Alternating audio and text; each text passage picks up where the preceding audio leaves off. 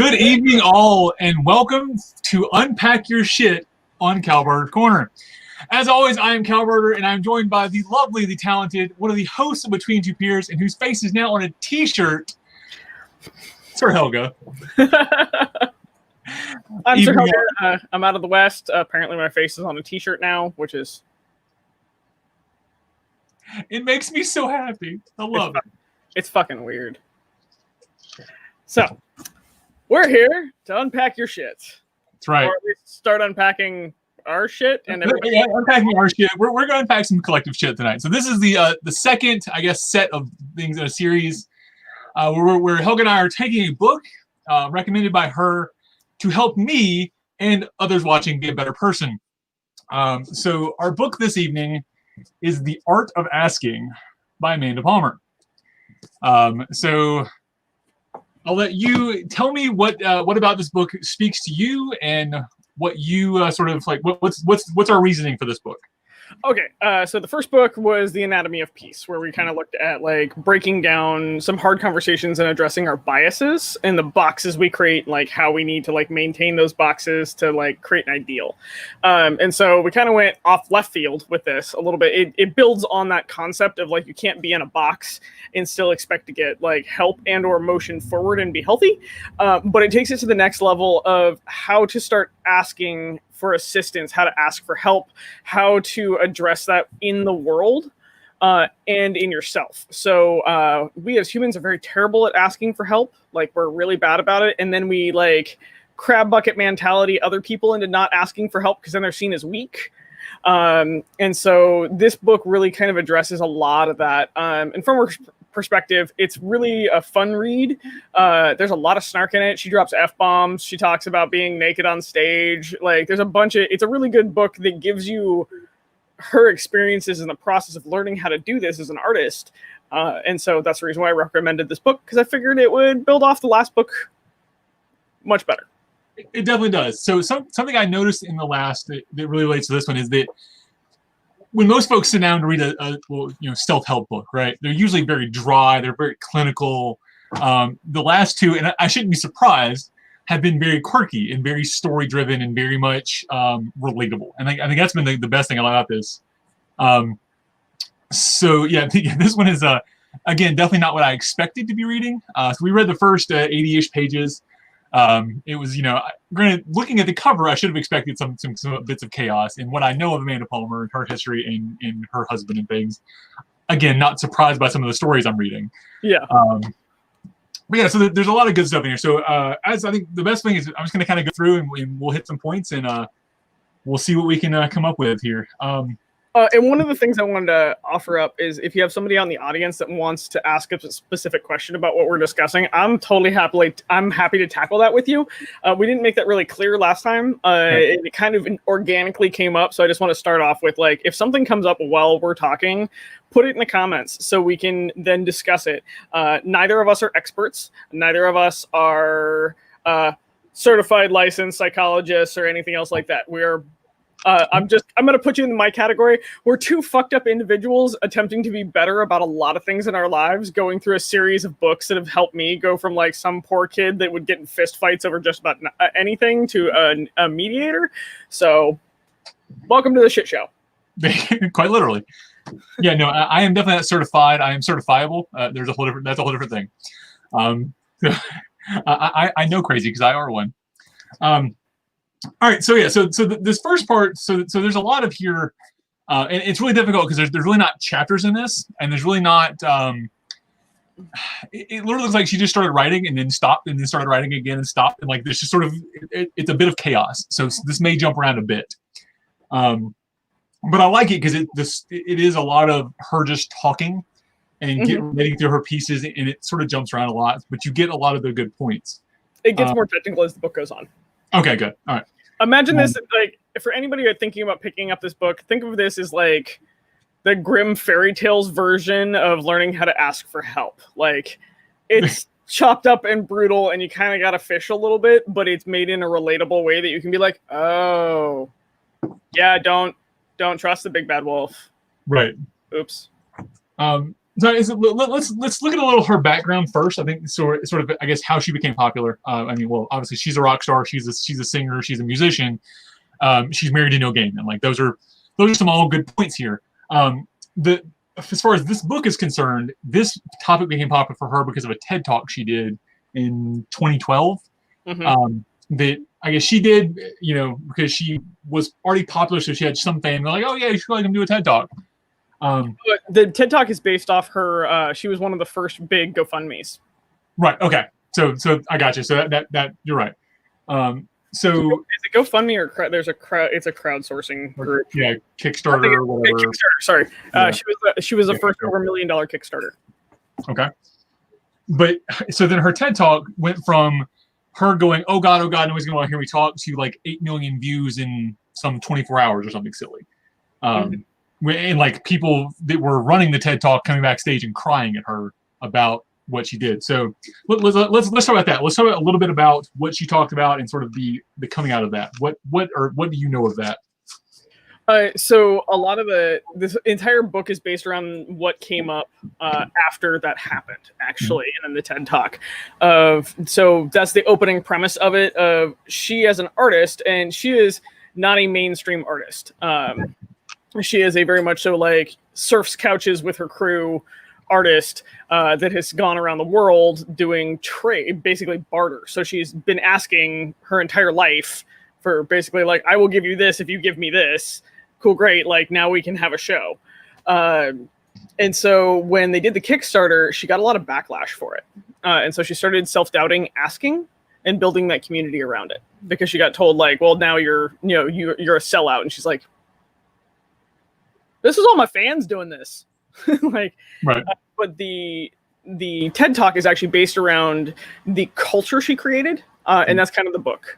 Is like the art of asking is also the culture of asking and how that creates community. Right. I think that answered your question. No, yeah, that sums that up, I think, fairly well. And so let's look at so this starts out, obviously she gives a little bit of premise of that to give you the why should you care about that, right? So that's sort of where the book starts, and then it goes into some of her history.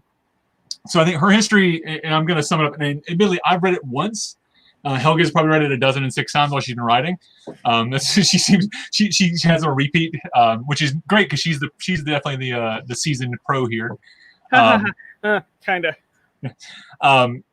So her early things was, obviously she's an artist. She graduated high school, went to college, got a liberal arts degree.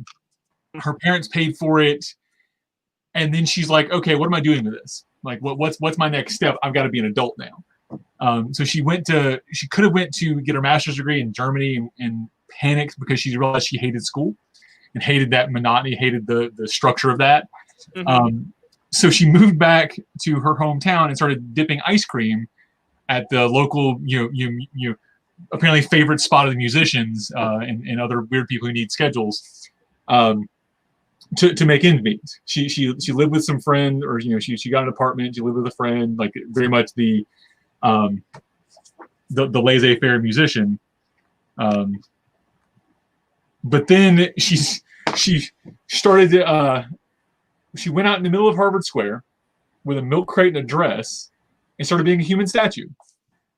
And that to me is an interesting thing, because I think everybody's seen these people and seen the idea of street performers, whether it's musicians or magicians or jugglers or whatever. And so she started doing that as part of her performing. And there's a lot of that that's tied in the first section of this, where she talks about how that came about and the ups and downs of that, and like how she went from making $9.50 an hour, so figure 8-hour shift, she's making less than $100, to she can knock out a couple like $100 in an hour or two standing on a milk crate. So it's interesting to see her transition of that and realizing she could literally be her own boss and take control of that herself. But then later runs into the, oh God, but I'm begging. Yeah.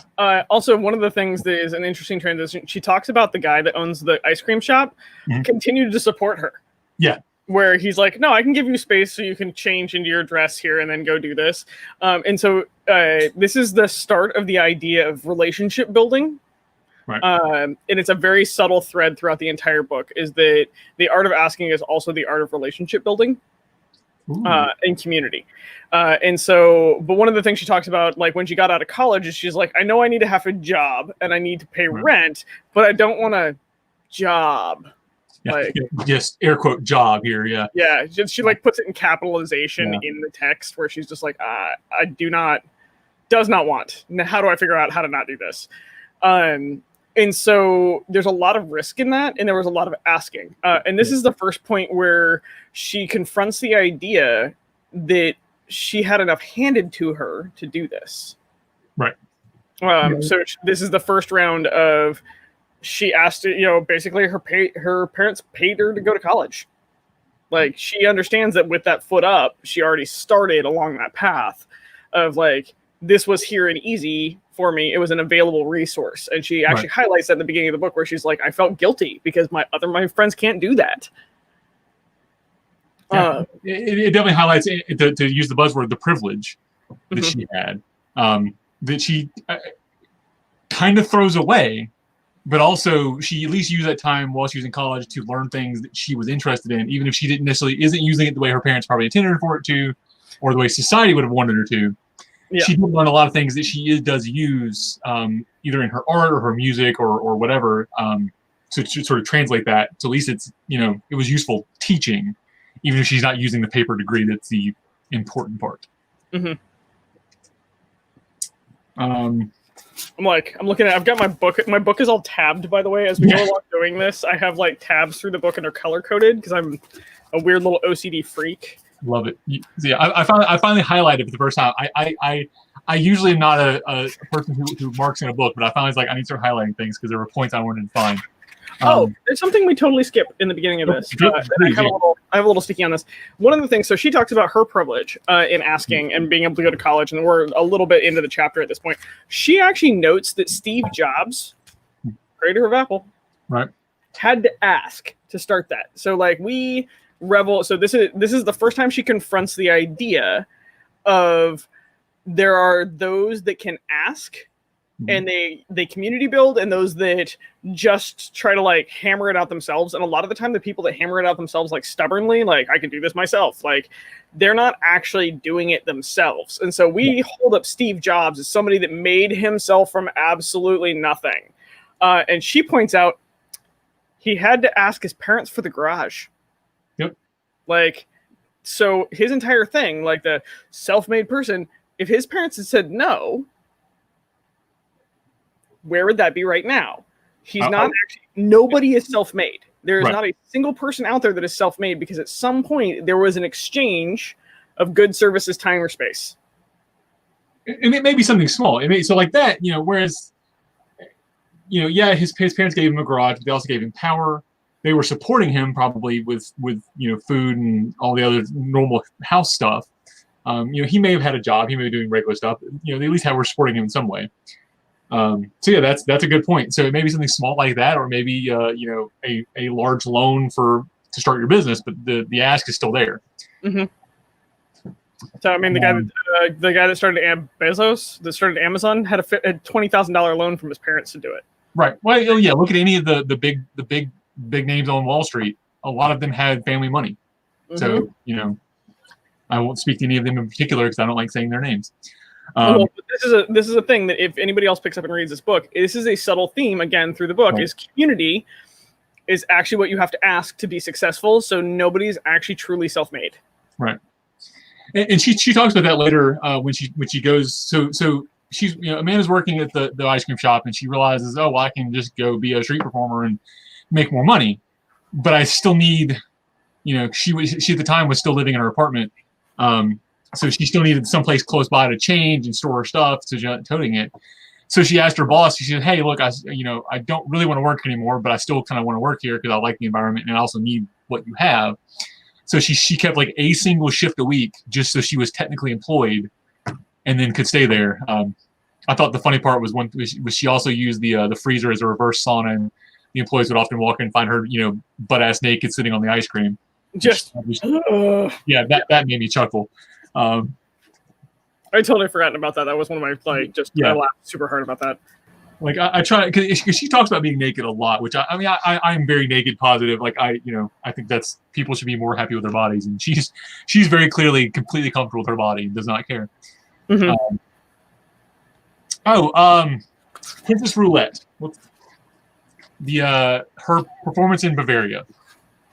Oh. Did you add that? Okay.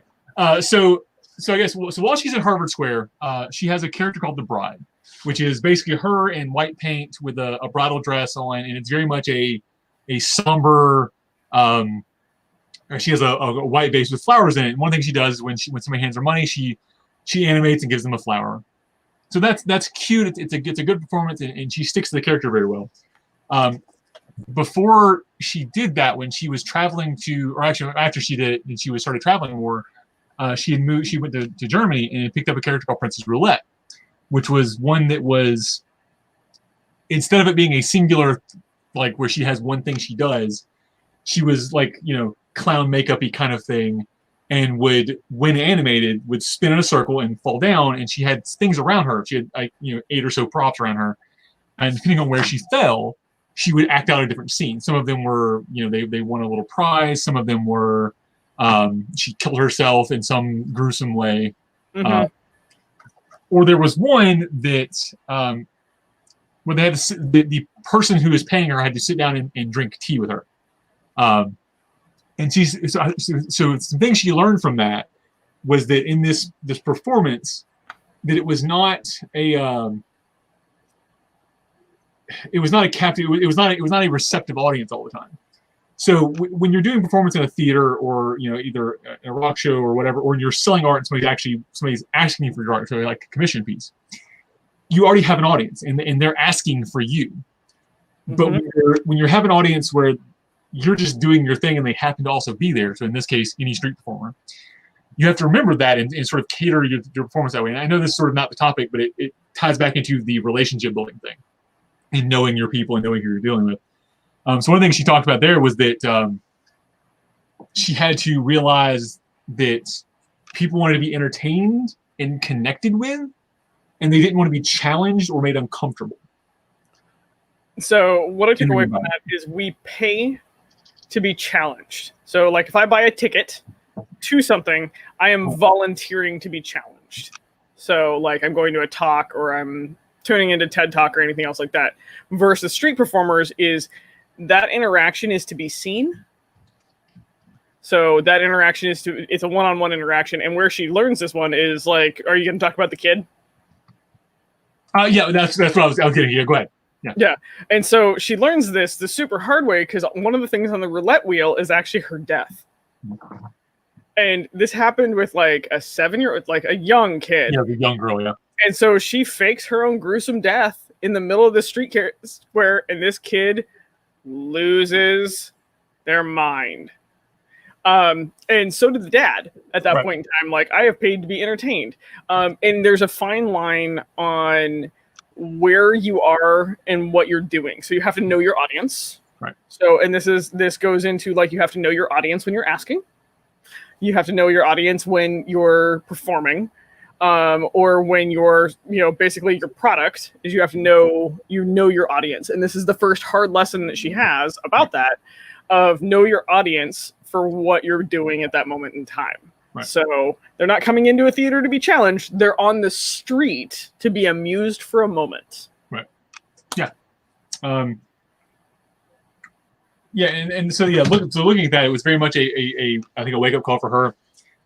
It allowed her to realize not only what she needed to do to approach that better, but also how to be profitable with it. She talks about, also the things she was giving away were costing her more money than she was making, but that's a sort of a smaller point. She also made the point that Germans wearing nice clothes don't like to sit on the ground, which, again, knowing your audience. Yeah, they're not going to be with you. Amusingly enough, how this applies in the SCA is, so when you're royal, you are there to amuse. When you are a peer, you are there to challenge. Ooh. Keep talking. You have to now elaborate next. I like it. Sorry, I read this book in the middle of my first reign, by the way, and so I was just like, that's how I applied it to my life. Right. Is so when you're royalty or when you're in that position, you're actually much closer to a street performer. Right. When you're in front of the populace. So when you're behind the scenes, totally different thing. Like you are a project manager, whatever, get it done. But when you're in court, like anybody who steps into court. So if you're doing announcements, if you're doing something else, you're actually a street performer. The people are there to be entertained. They're not there to actually be challenged about their views or anything else like that, unless they are inviting that. And that doesn't tend to happen in court. That doesn't happen out in the big show. The big show is actually you gifting back and saying, I see you. And so that's the reason, that's the divide. And so I say as a peer, you're there to challenge because people will come to you to have the debates. They will come to you to have the conversations, or occasionally you have to go to them to have the conversations. Right. And so that's the dividing line in what she learns right there is the difference in performing also in applicable to the SCA is that when you are royalty, you're a damn street performer. Right. And you really have to know that people don't want to sit on the ground and have dirty tea. Nor do they want some weird ass death scene. Like, right. don't shock the kids. So that actually plays in. So there's been a lot of talk in the last year-ish about religious things in the SCA, and people got kind of mad when there was Meridia's. I know had a thing a few reigns ago where the decoronation had a slight religious overtone, and so people got upset about it. And so one of the rules is there should not be any religious things in courts or the other required things. So, because court realistically, I mean, yeah, you're not required to go, but generally it is the only thing going on at an event, so you're sort of required to be there. Mm-hmm. So people kind of got upset about that. Well, but we can't talk about medieval history without talking about how the Crusades happened, or how the Christianity affected this, or how Islam or this or that.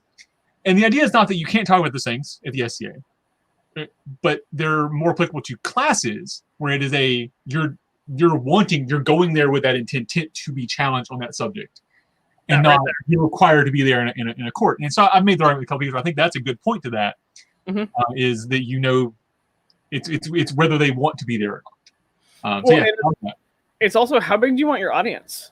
So right. A good busker or a good royalty has a very large audience because they are there to entertain.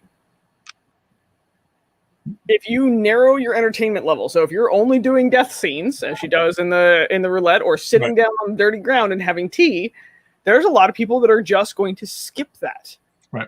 Because it's not worth their in it, and that's something that you have to remember. Is like, do you want a narrow audience, or do you want a much larger audience? As soon as you add religion in, you are going to narrow your audience, right?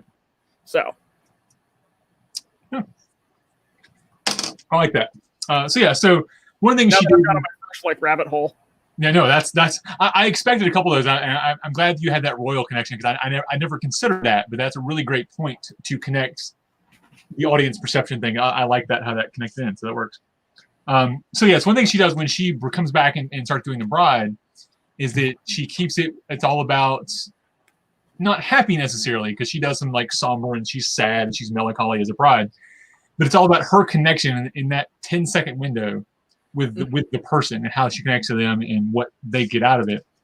To the point where she even had people proposing to her and leaving her notes and various things throughout, which I think is really interesting. And so some of the things she gets told during that is fun. Now she also has a lot of negative things told to her as well.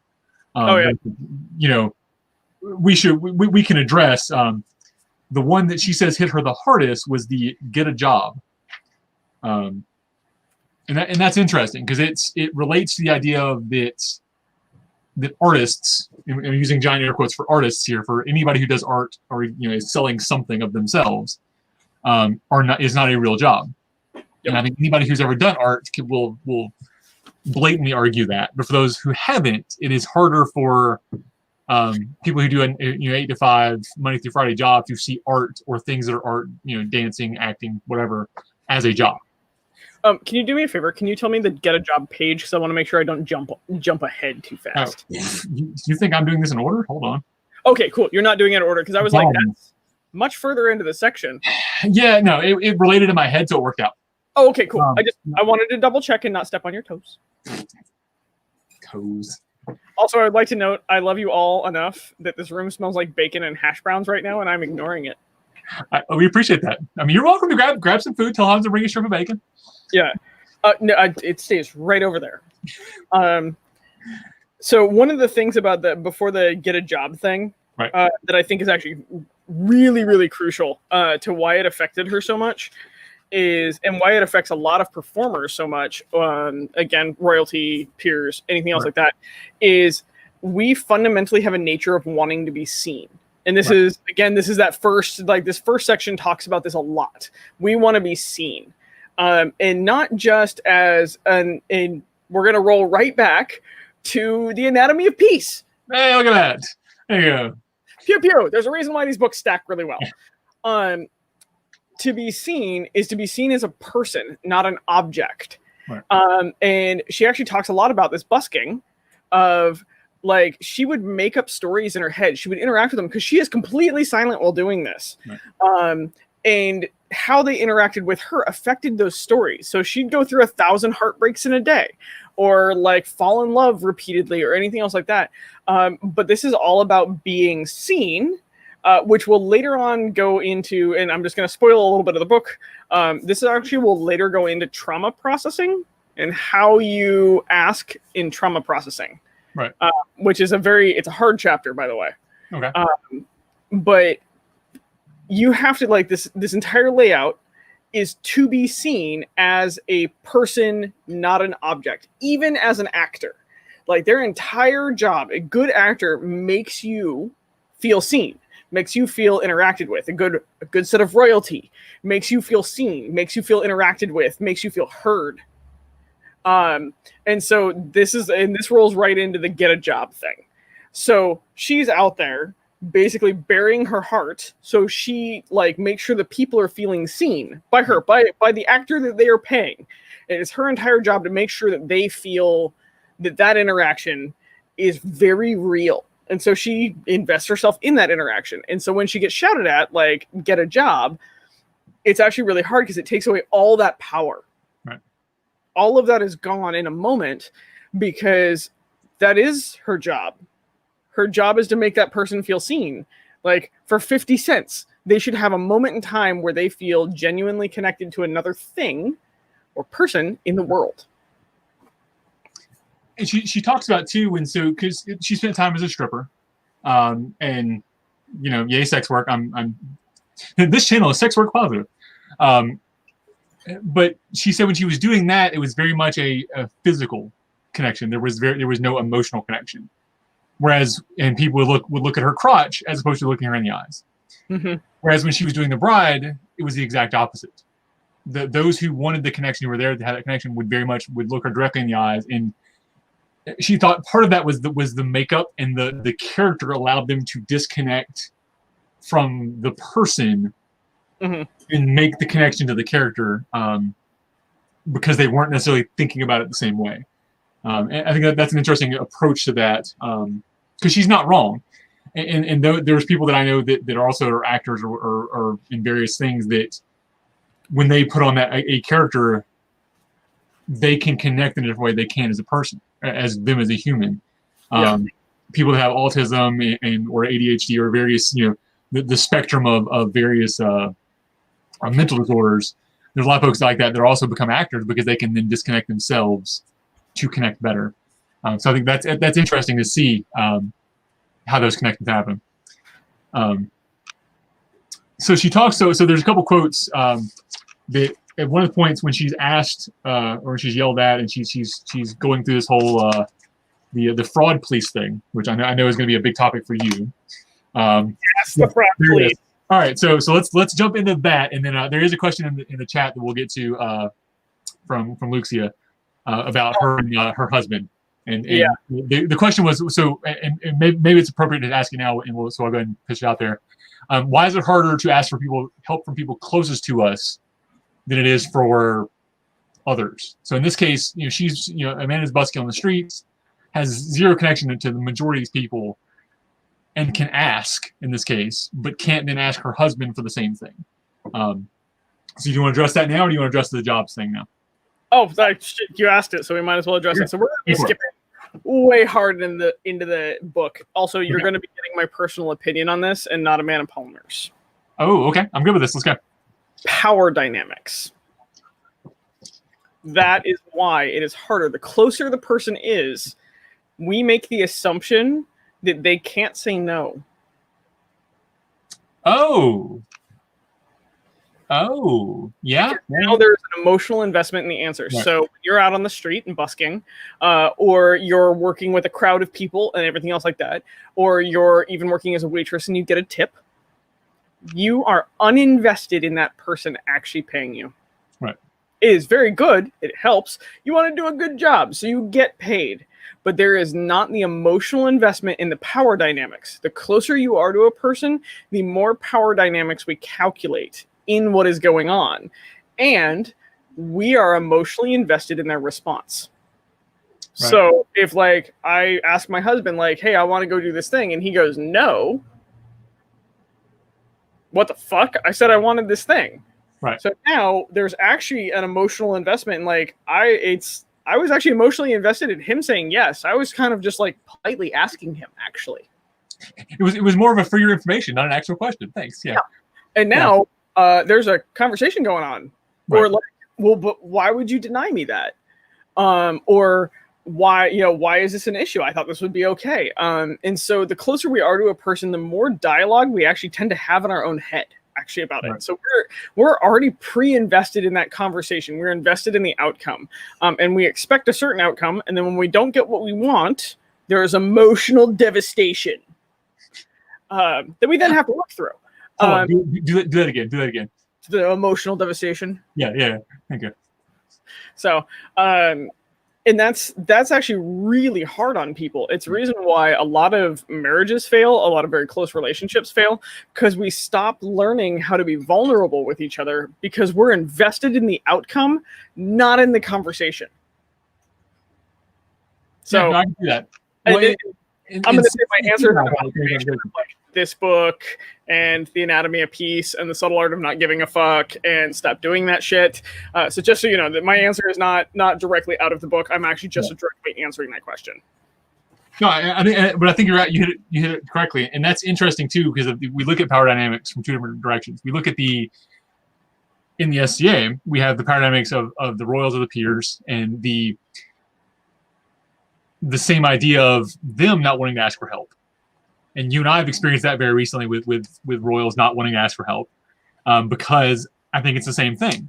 Is they have a power dynamic of we as the populace can't say no. Yep. Or expected to not say no. So I can see that both from in the SCA versus the other versus in relationship as well. Because I mean I know with CFA I've dealt with that. And Kisa too is they'll ask me hey, will you make me a drink? And the answer is always going to be yes. Unless I have a very like, oh God, no, I broke my foot. Like there's a very real reason I wouldn't, but like then they wouldn't be asking. But I find it interesting that we do still ask each other those things instead of just saying, hey, make me a drink. There is still the request there. It is a false request. And that's one of the things that I think we as a society have to deal with in the false requesting.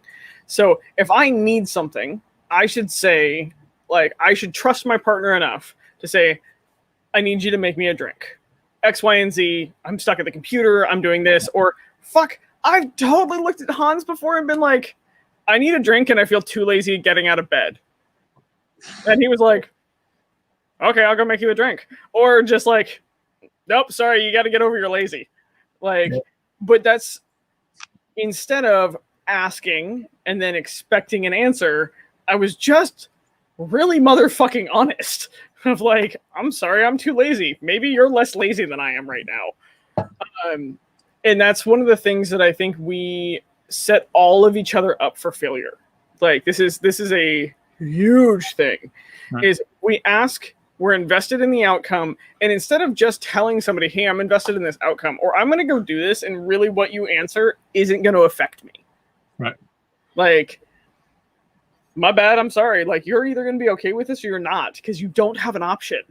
Instead, we ask them, we're like, oh, hey, so I would like to go get, I don't know, I want to go get a neck tattoo.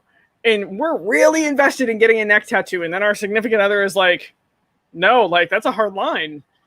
That shouldn't have, and like if you freak the fuck out at that point, that shouldn't have been a conversation. That should have been, hey, I'm doing this, and we can either figure this out or not.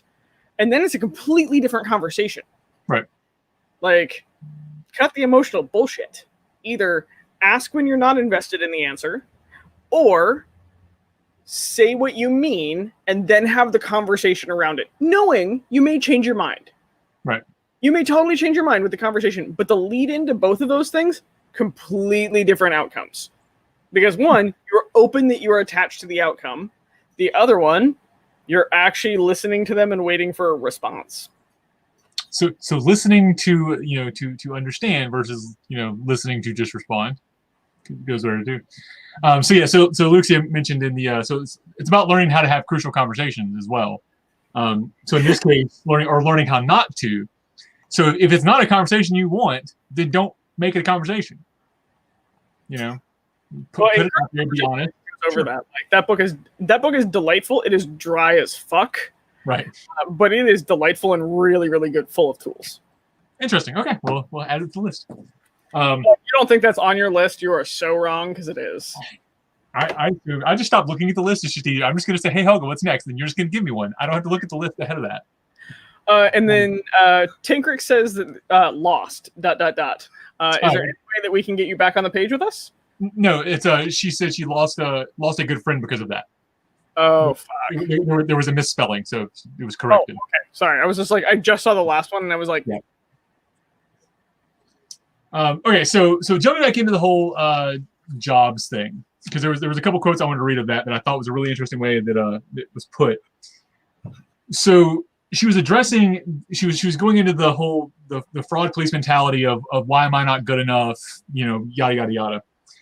And the questions that she asked herself was, when are you going to... Fraud police, by the way. What's that? You should describe the fraud police. I should describe the fraud police. I think you should describe the fraud police, because you will do it better justice than I will, because it's a rant you already have. So, go. I like how I threw you under a bus and you managed to throw me right back under a bus. Warning, I will pay you back. That's okay. I expect it. The fraud police is our insecurities. It's the insecure voice. So it is the voice of insecurity. It is compare and despair. Like, you can put 1,000 different tags on this. But the fraud police is the voice in your head saying that what you're doing, somebody is going to come call you on your bullshit at some point. Somebody's going to come, like, it's the thing that's going to show up and just like, somebody's going to come up to you and be like, you're fake. Like, what you're doing isn't actually right. Like, what you're doing is like, it's the fake it till you make it. It's the other side of that voice where it's just like, well, you can't do this because of X, Y, and Z. It's the thing you're waiting to prove that you're actually bad for what you're doing. So like, the fraud police is one of my favorite terms ever. And it also falls into compare and despair. It falls into, I just lost the word. It's not insecurity.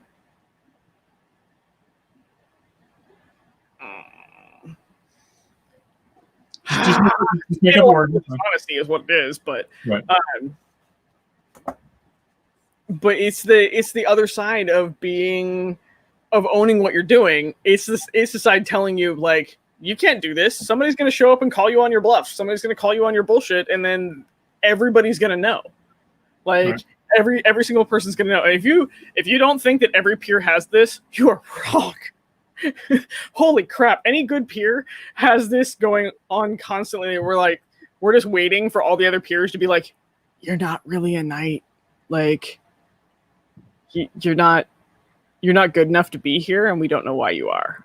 Right. So Radar posted the idea of the imposter syndrome. Yes, imposter syndrome. Sorry, like, I don't know why that word would not show up. Yeah. It's an imposter syndrome. I think the flip side is the idea of toxic humility. We talked about that a little bit too. So you're playing the fake it till you make it game, right? And that's one thing where I'm the biggest, bestest thing, and I know what I'm doing. Da, da, da, da. The other half of that is the I know nothing. I'm the worst ever, and I know nothing. I know nobody like that. I shouldn't be on a T-shirt, whatever. But the idea of I'm good enough or I'm not good enough. It's okay to be honest with yourself and know what you know and know what you don't know. Which is one of my favorite quotes for an interview is like when I get asked a question I don't know in a job interview is that I know what I know and I know what I don't know. And I think that's an important thing. Because I have skills that I do well and I have things that I don't do well. And some things I'll fake it until I figure it out. And some things I go, okay, well, this is not my skill point. I'm going to go find a better way to do this. And I think part of the growth in that is knowing where that line is and knowing where you can do it yourself effectively and where you need to ask for help. So the question she asked, and yeah, this is sort of late in the section, and so sorry we're jumping around for those who actually, anyway, if anybody actually is following along. So she asked, when are you going to grow up, get a real job, and stop fucking around? What makes you think you deserve to earn money playing your little songs to people? So this is talking about her music. What gives you the right to think people should give one shit about your art? And when are you going to stop being so selfish and start doing something useful like your sister, the scientist? Mm-hmm. But then she takes those questions and turns them into statements. And these statements are like, they hit hard. I think they hit even harder for those in the SCA who don't necessarily, who see this from a volunteer perspective.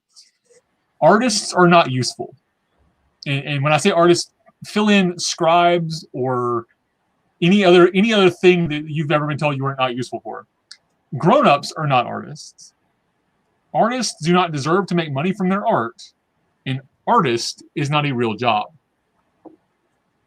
So we can look at that from a peer perspective. Can I just combat artists are not peers? I'll throw that out there. Wait, what was that?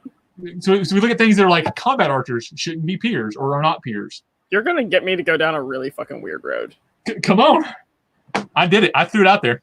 You're a fucking asshole. Uh-huh. So let's go back to the base of this.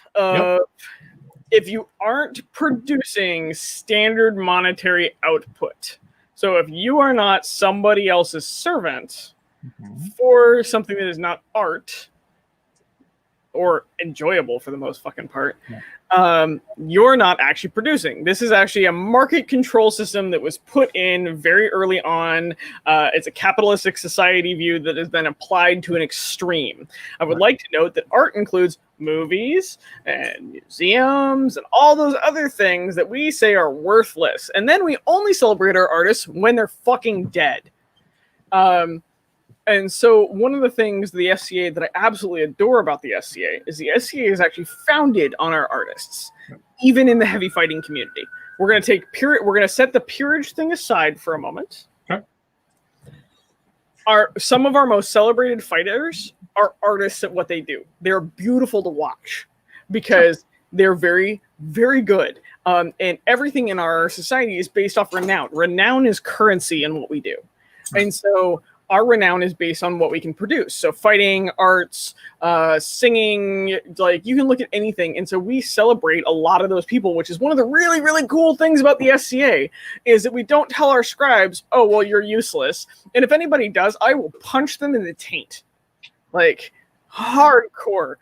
Every art in the society just builds to another cool piece of the society. And so when you have the fraud police going off about what you do in the society, because we're gonna relate everything back to the fraud police since we're technically doing the book. Right.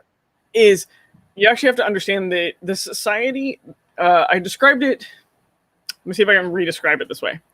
So the society, the SCA, is a giant puzzle, and each event is a slightly smaller puzzle made of the pieces of the giant puzzle. Right.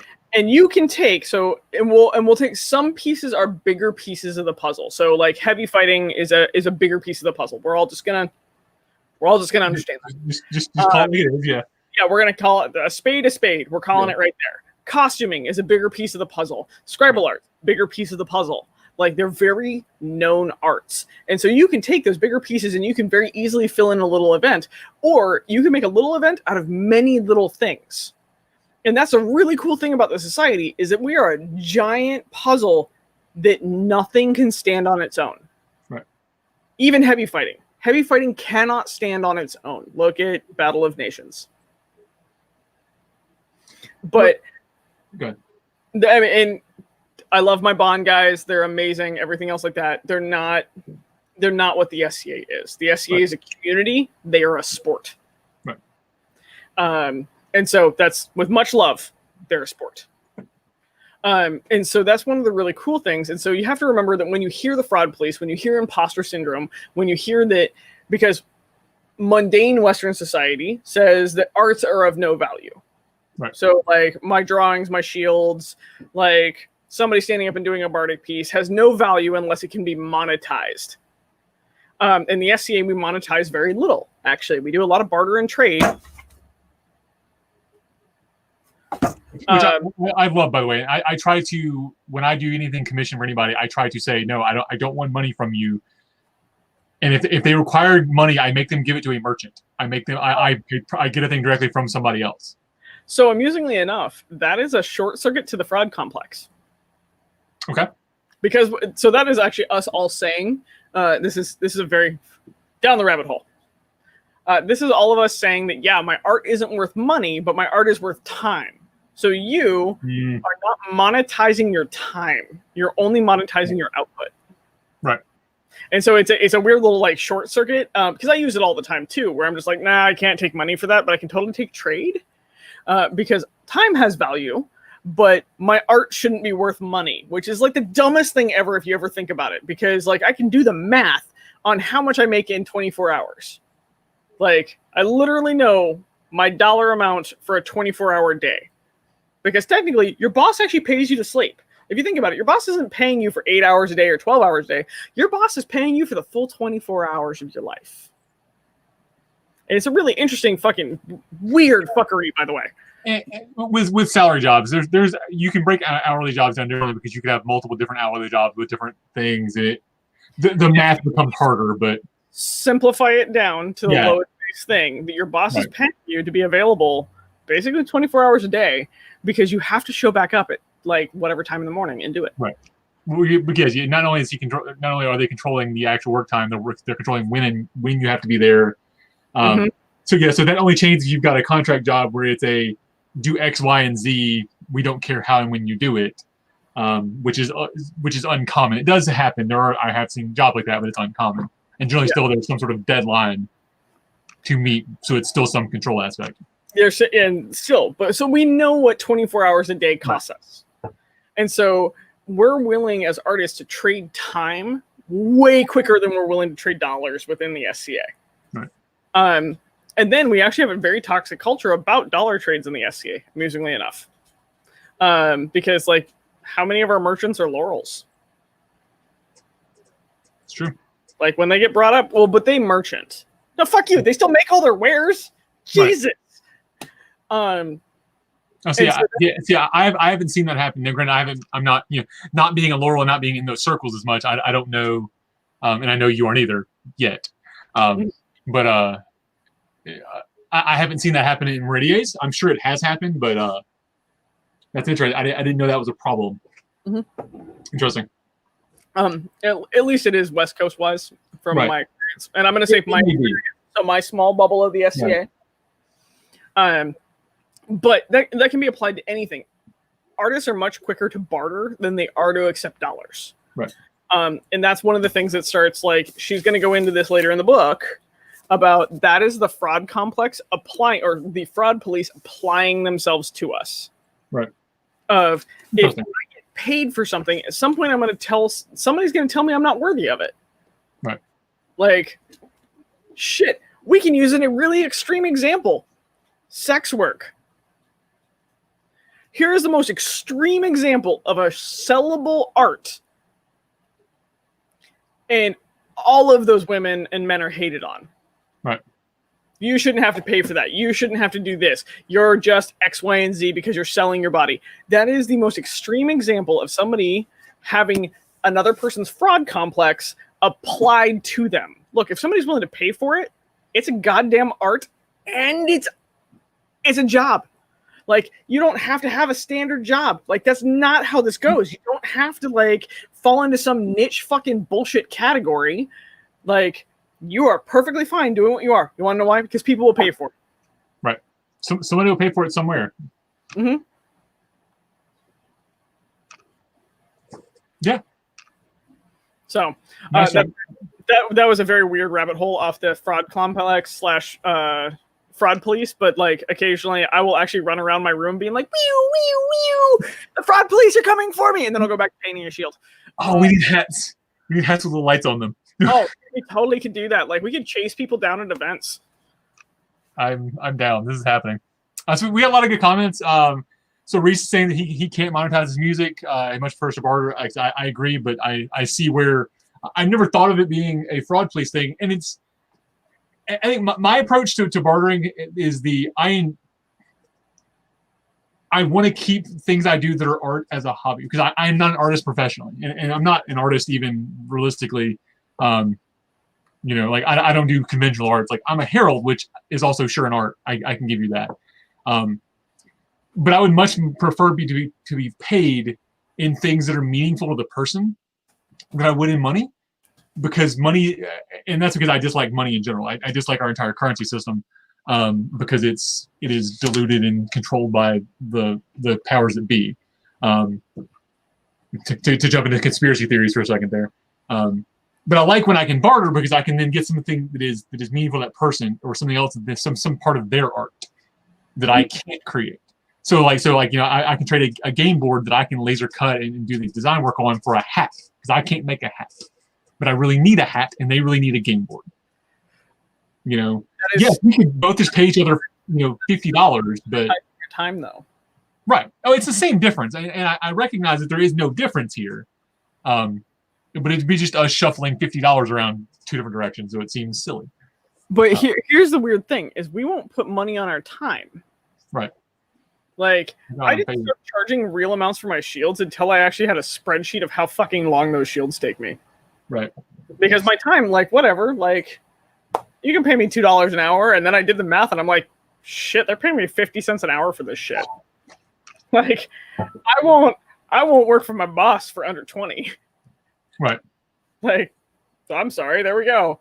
And so that's one of the things to just keep in mind, that when you're trading and bartering, make sure that you're trading and bartering with a value to your time, because that is the first way to deprogram the fraud police.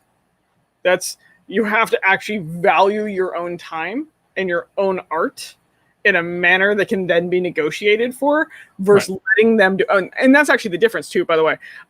Light bulb is when somebody else comes to you with a trade, they are setting the value on your time. Right. So game board versus hat. Like they are setting a value on your time. I will make you a hat for that game board.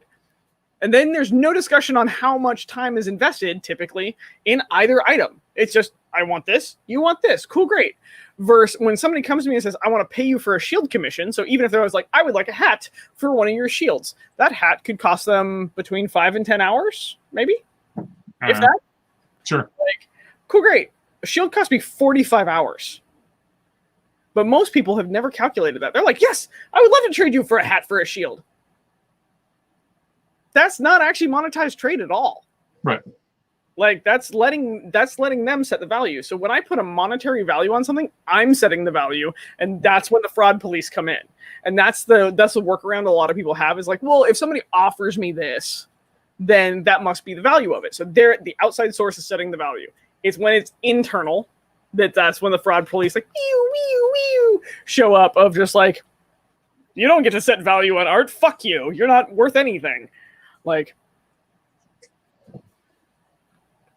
agreed. I feel that now, because that's interesting. I'm gonna have to grind on that one more, because it just showed up in my head, and I was like, oh.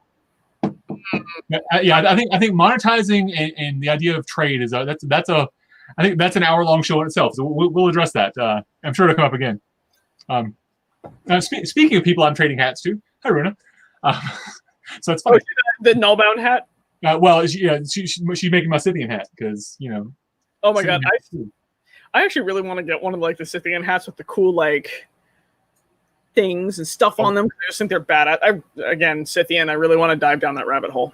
But either way, back to the book, since we rambled. I'm so sorry, guys. I'm tonight. All right, so there's a couple of things that I've got highlighted, and we're going to jump back to. So in the last book, it's been really funny to me. The two books within the first, 50-ish pages, first sort of small section book, I've been hit by something hardest. I read the rest of Anatomy of Peace and was like, okay, this is a lot of really good points, a lot of nice stuff, but the triangle idea and the separation of making things go right versus fixing things going wrong, that was the thing that hit me the hardest. I have a feeling that I have already found the one from this book that hits me the hardest. And I'm going to read it verbatim because I want everyone else to experience this with me.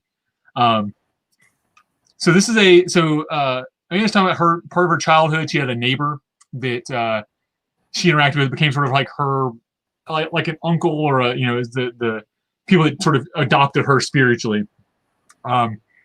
And he would tell her stories of the Zen masters and the old grandfather isms. One of her favorites, and is now one of mine. It says, a farmer is sitting on his porch in a chair hanging out. A friend walks up to the porch to say hello and hears an awful yelping, squealing sound coming from inside the house. What's that terrifying sound? Asked the friend. Oh, it's my dog, said the farmer. He's sitting on a nail. Well, why doesn't he just get up and get off of it? Asked the friend. The farmer deliberates on this and replies, it doesn't hurt enough yet. I read that last night. I closed the book and I put it down because I had to process that. Because not only did I saw that and went, ow, I do that. That's me in a nutshell. And like I see the idea of repeating, the idea of repeating actions is expecting different results is insanity. So in this case, sitting on the nail, expecting it to just get better. No. So how do you make yourself get out of that? It's because it's when it finally hurts enough. Is when we decide to change our path to improve. Which I think, interesting.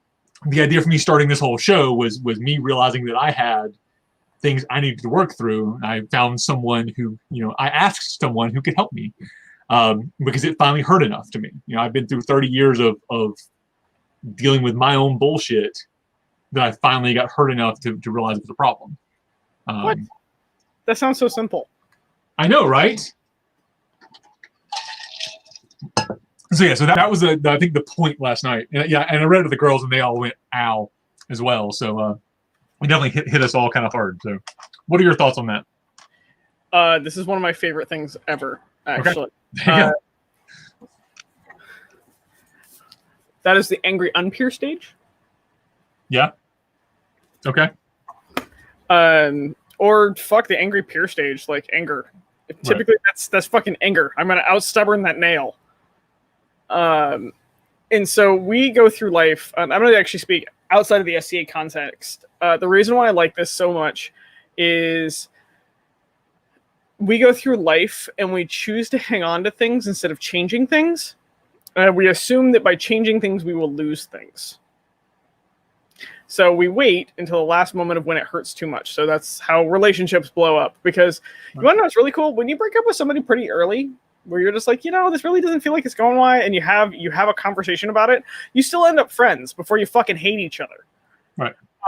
Hating each other is like waiting. It's like it didn't hurt enough yet.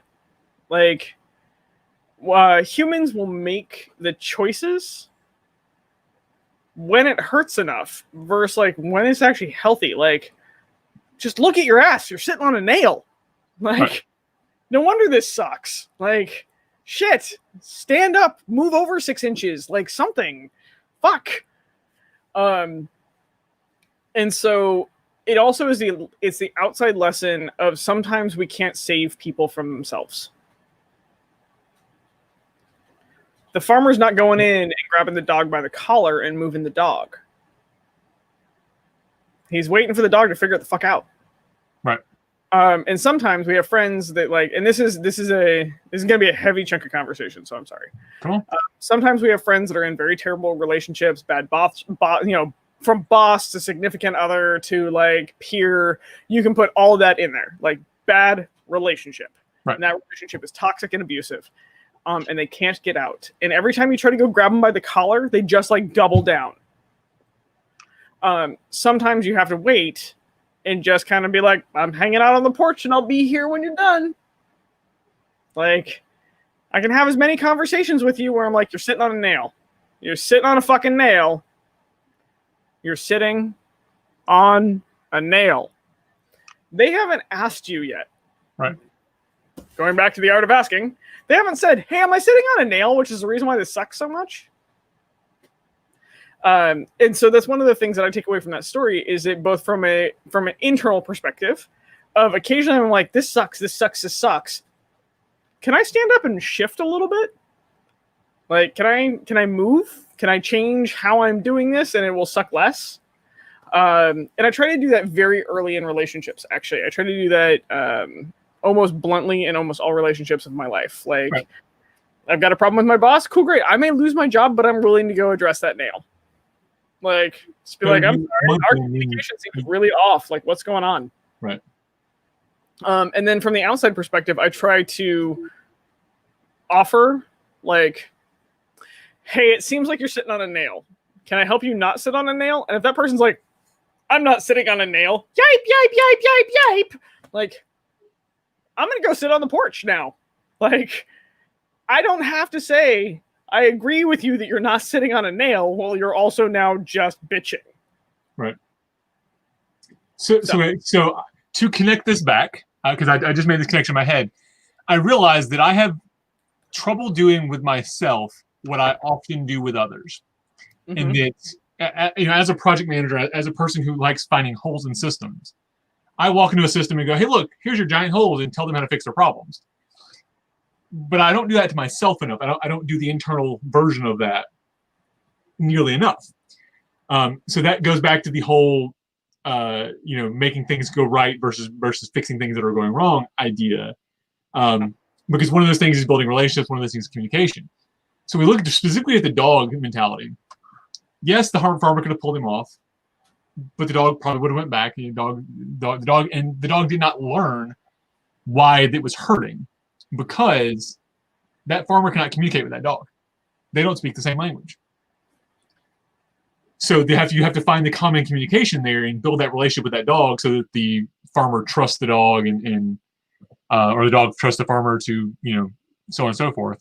That's interesting that works into that, because you have to have the communication, you have that relationship to be able to fix that problem. And if you don't have that, you're not going to get there. You're muted, by the way. I'm not sure if you intended to do that or not. Unmuted now. Fortunately, it shows up big on the screen, so I know I can see when you're muted. Sweet. Well, I was checking the feed real quick, right. And I just wanted to make sure that if I didn't accidentally click something, I didn't then create an echo, because right. I've done that on my show. You have. It's always entertaining. Fuck you.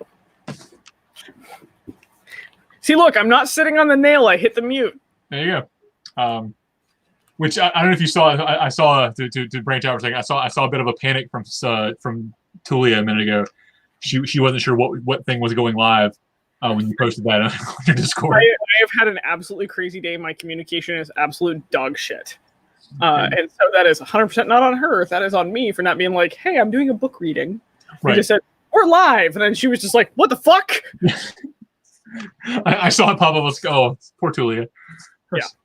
That's I might need to send her a bottle of bourbon. Yeah, you need to go apologize. All right, so do you have? So I've got one other thing I wanted to address. It's sort of disconnected, but it was an interesting point I read. It's not really about the art of asking specifically. Then I've got one about the art of asking. So the one that's specifically about this thing is the idea of asking versus begging. Mm-hmm. I thought it was interesting. So it talks about she did a blog post at some point about this and was getting feedback and getting results about it. And people related asking to a collaboration and begging to because begging provides no value to the giver. Mm-hmm. Whereas asking, the idea is that both parties will benefit in some way. Oh, I've actually got that. I've got that pinned right here. Okay. So I'll read it out loud. Yeah. So it's asking for help with shame says, you have power over me. Asking for help with condensation says, I have power over you. Mm-hmm. And asking for help with gratitude says we can help each other. Right. That is, by the way, that is by far my lesson that I walked away. You walked away with the dog and the nail. These three right here, I ask myself all the time. Like every time I go to ask for help, every time I go to try to help somebody else, those are the things that go through my mind. That makes sense. And if you break it down to that of what's the, I guess, what is the expected outcome here? Is there value both directions? Is there, and this plays into people that are producing art, I think, fairly well. Or even like this, producing YouTube shows and asking for people even just to like and subscribe. That even though that is a simple button click, it is still a ask. It is still a thing that, hey, I am providing a thing. I am asking you to do X, Y, and Z. So it can be simple like that, or it can be something large as paying for a shield. But if you can find that balance of at least knowing, because there's nothing wrong. I think there's nothing wrong with begging. There's nothing wrong with when you have that as your only option. Sure, I think we've all been there at some point where we've had to ask that, where there was no give from us the other direction. But then we also, I think we've been on the other side of that where we've been asked where there was no give. So I think if we can ask those questions, look at where the power dynamic is and sort of how that applies, we can understand the situation better, and then can interpret that. Yeah. Well, and I'm actually going to go off it. So this just came up now from Amber, from you, and this is where I'll take it, is the art of asking is creating a power dynamic that is equal. Right. And so I'll actually tell you, I'm not a proponent for begging. I am not a proponent for holding it over somebody when you ask. Right. So holding it over when you ask is actually not saying what you want, by the way. That rolls right back into my first weird fucking rabbit hole of like, I'm going to tell you what I'm going to do, but I'm going to frame it as a question. Right. That's like, you owe me this. Like, I'm just doing this, but I'm asking to make you feel fucking polite about it. I'm not a proponent for begging. You shouldn't surrender your power to get something done.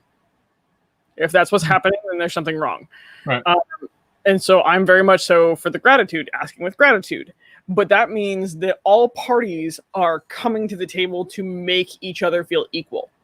And that is something, going down the SCA rabbit hole, that as a peer, I try to make sure that I do a lot. So if somebody comes and asks me for something, I want to make sure that they feel heard and feel understood.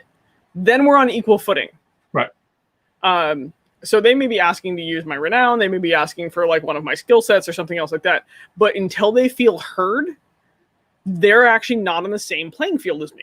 Right. Because I could do something in somebody's name and everybody's going to like, this sounds so egotistical, by the way. I can go do something in somebody's name, especially an unbelt or something else like that. If I go say like, I'm doing this in so-and-so's name, they're going to believe me over the unbelt. Right. So one of the things that I, as the power play, the power. Does it hurt? Does it hurt a little? I'm really having, I am full on struggle bus right now. Like I'm starting to play with my hair a bunch more, that's how you can tell that I'm super stressed. Is that as the power in it, I must make sure that the person that does not hold the same power bracket as me is heard and understood. And that is my job actually as the power. Right. Because until they are heard and understood, all I'm running with is my interpretation, and I have all the ability to abuse their name in it. Right. And that's not okay. And so that's the reason why I talk about the higher you go in like the power bracket of the SCA, the more you have to be willing to surrender your power to make sure that before you make an action, you are representing the party well. Right. Which is really the scary thing about taking students. Yeah. Well, that's a whole other show, by the way. Yeah. To blow smoke up your ass for just a moment here, I think you do that well, actually. I hope so. I'm trying. Well, speaking as someone who you've never met in person, who we've known each other some months now via digital means, I think you do that well. So when I first met we had a couple of conversations. I said, hey, I want to do this thing. I have some questions for you, blah, blah, blah. and you and I sat down and talked about it beforehand, and we came to terms on what was expected, what you figured out what I was asking for. Like we talked about that. So I think you do a really good job of that. At least you have from my personal perception of that. Yay! I'm not totally failing as a peer. Right, you're not failing as a peer. I promise. But no, I think that's a good point. If we had more peers that did that, and there are a lot that do. There are a lot that I think that do a really good job at what they do. We have some that are too big for their britches sometimes. I think we need to get that thought out more. Well, and that's where I say that I think begging is wrong. Right. So if we go back to those three questions, Right. enough, am I asking for help with shame? So I'm going to double check. So even if you ask for something out of shame, like we're just going to use the two of us as weird examples, and we'll put me in the power dynamic for some weird reason, but whatever. You like being the top? It's fine. It's okay. I can top you. It's good. That's right. Yeah. Duh. Yeah, right. But if you come to me with shame, one of the first things that I should do is actually disengage the conversation until we're at the gratitude phase. Right. That's the job of me hearing what you're asking for versus like what you're doing. There is like, until you're heard and understood, we can't hit gratitude. So we have to like work from one other way. And that's actually something that I used as an unbelt when I was dealing with knights. I very rarely begged, but I came to them with gratitude. Of like, hey, I'm holding this training event. I would really love it if you would come teach for X, Y, and Z reasons. Right. So one, I'm going to punch them in the hero button, but two, I'm actually highlighting why I want them there. So I'm coming to them with gratitude. These are the reasons why I want you here. Will you be interested in this opportunity? Versus if I came to them begging, saying, and this is the example of, so we'll go with begging. Example one, if I came to somebody saying, oh my God, will you please come teach at this event? Like, I just need you there. It will help me with the renown and possibly people showing up. I am now placing a burden on them to say yes. Second example, with condensation. So if I go to a peer, even as an unbelt, and say, you owe me one, I pulled your truck out of a ditch, you're coming to teach. Right. I'm now using a reverse power dynamic and basically forcing them into coming to teach because I'm calling it a favor point. Right. If I come to them with gratitude, I'm actually going to them saying, hey, here are the reasons why I would like you to come teach. Here is the idea of what we're trying to do. Do you have interest? So the first two, I'm invested in the outcome, and I'm using two different emotional tactics to do it. Right. The second one, I'm coming not invested in the answer, but I'm giving them reasons why I'm asking them. Right. So and you're not worried about them saying no at that point. I mean, you want them to, and realistically, and you're also honest that you're upfront with them that you want them to say yes. Mm-hmm. So even though yes, you're invested in the output still because you want them to say yes for XYZ reasons. Because I think all the reasons that you talked about of even if they were there to teach something or they had XYZ skills you needed, they also have other things that they bring their renown, they bring their name. I'll be honest, me putting your name on any show I do adds to the renown of the show because you have renown. And I don't mind admitting that. I know you hate that, right? Nobody's watching. It's fine. But it's true.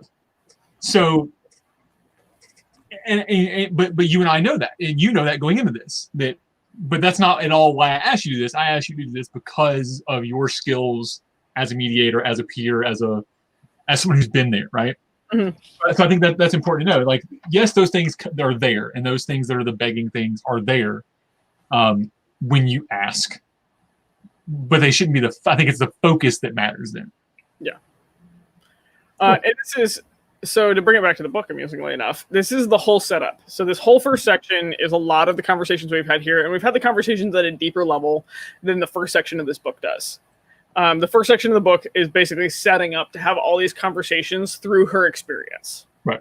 And so if you're reading along with us, which I hope you are, literally read this fucking book. Like, just it's really good. It's worth the money. I think it's it's $15 in a hardback. Yeah. Like, it's not an expensive book.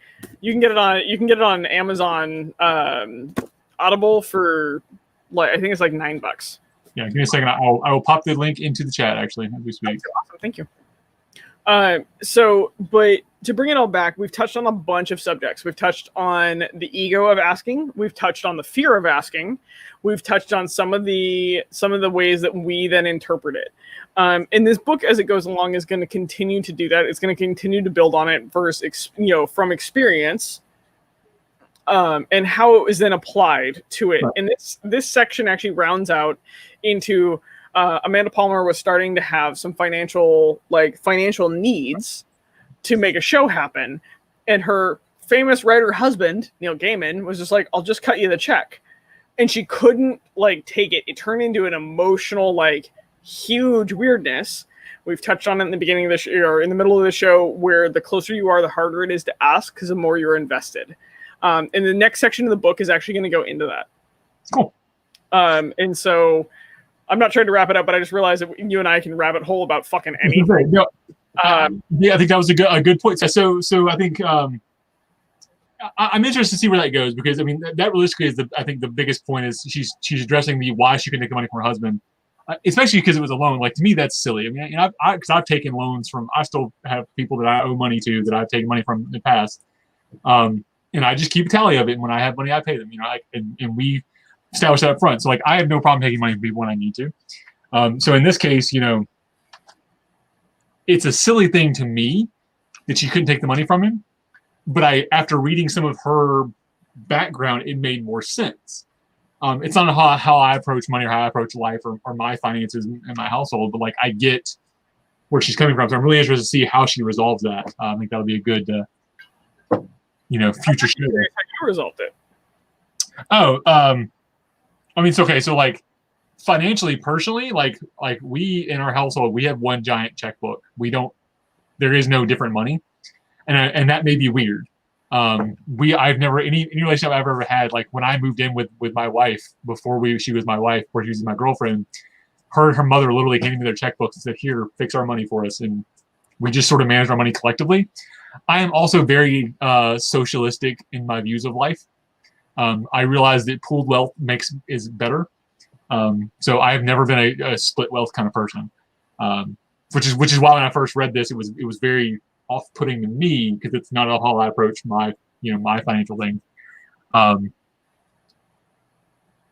But I see where she's coming from. Like I said, having read her background and the idea of what she does with barter and wanting to make it herself and not have the privilege and all, I get it. I get where she's coming from. Mm-hmm. So yeah, I'll be interested to see how that plays out. Yeah. And it's super interesting because I come from the extreme side of this. Is I will sit on that nail for a very long time. I think you call it spite sprinkles. Is that what it is? Yeah. And so this book was revolutionary for me because of that. Because I was taught you pull yourself up by the bootstraps. By the way, if you ever look up the definition of that, it is an impossible motherfucking task. That's actually the point of that statement. Is pull yourself up by the bootstraps is actually an physically impossible task. Go put on a set of boots and hang on to the laces and try to stand up. Right. Or try to lift yourself off the ground by your own bootstraps. It literally does not work. Yeah. It literally doesn't work. So it's an amazing thing. It's just like the curiosity killed the cat. That's only the beginning of that statement. I'll challenge all of you to go read the rest of that statement, because it is definition changing. Mm-hmm. But I'm very much so. I was taught that if you can't make it on your own, you're worthless. Right. And so I never asked for help. Right.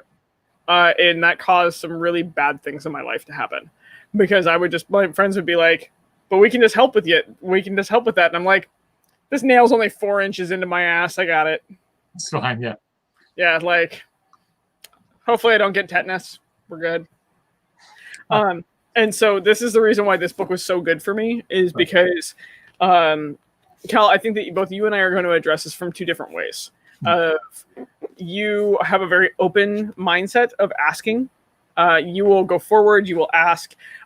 You will try and play and be like, "Cool, this didn't work, so we'll see how it goes." Versus I was taught very much so the opposite of that, of you either get it right or you're a piece of shit. Right. And so I didn't have the art of asking until I was much later in life. I was in my mid-20s before I learned how to ask. And that set me back a lot. Right. And so I'm really looking forward to the rest of this book with you because we've laid out the groundwork. And we've even had some weird discussions about it. But as this book develops, I think that you and I are going to have a perspective on both ends of this, Right. of just like somebody that very freely asks, much like she did, versus somebody that had to learn how to ask like I did. There you go. So, all right. So with all that being said, speaking of asking, so those watching, we have a couple of new people watching, so I know you guys are out there. If you all please, on the YouTubes, go and like and subscribe and push the bell buttons and go to the Facebook and look up Kal Barter's Corner and subscribe or like or follow or whatever the hell you do on Facebook. I would greatly appreciate that. And so we have a couple of different shows that I do personally, but also I'm looking to do more. I love doing these shows. I love getting people out in their public and getting views out and entertaining the populace. So this has been a ton of fun. I was about to say, you're only at 57 subscribers on YouTube. If somebody can drive this to 100, I'll figure out a reward. Like I will send you a Spike Sprinkles sticker, like something else. Like I will help support this man. He's doing some really cool things. Also, tune in mid next week because we're going to be playing. Or no, it's not next week. It's the week after that, right? No, hold on. I just screwed this up. It's okay. I got this. All right. So shows coming up. So Wednesday we're doing What You Playing Wednesday. We will be joined by the host of Ask the Knights Live, Baron Logan Path Warden, and friends. I have heard that certain Danger Muppets may be joining him as well. So he's bringing on some fun stuff. We're going to be playing some dice. And in 2 weeks after that, on October 7th, the cast and crew of Between Two Peers, my favorite Friday night show, will be joining us for Gluck House. So I know, right? You guys are amazing. You do a lot of fun stuff. Between Two Peers has been I'm not going to say life-changing. It has been an SCA changing thing for me, though. So I appreciate what you guys do on that show. Because we're two assholes willing to speak our mind. It's amazing how much that matters. Yes. Yeah. So, and then I'll do a quick show plug. If you haven't followed Ask a Knights, if you haven't followed Between Two Peers, please do. It's an amazing, Ask a Knights is amazing. It's one of our unbelts, the West Kingdom unbelts has taken on the Knights over and over again and doing some really cool things and asking some of the hard questions as well as some of the easy questions and building community between the unbelts and the Knights. And it is super important what he's doing. Mm-hmm. And well, Between Two Peers is my show and I cuss a lot. She does. It's the best. Yeah, no, I think the two shows separately have done a lot for the SCA, and building Between Kingdoms thing, and just the connectivity we're all missing right now. It's been nice to see. So, with all that being said, we consider and blow smoke at each other for quite some time, but we'll leave it all to that. As always, I have been Kal Barter, and she is Helga, and this is Kal Barter's Corner. Thanks for coming, guys. Thanks for having me.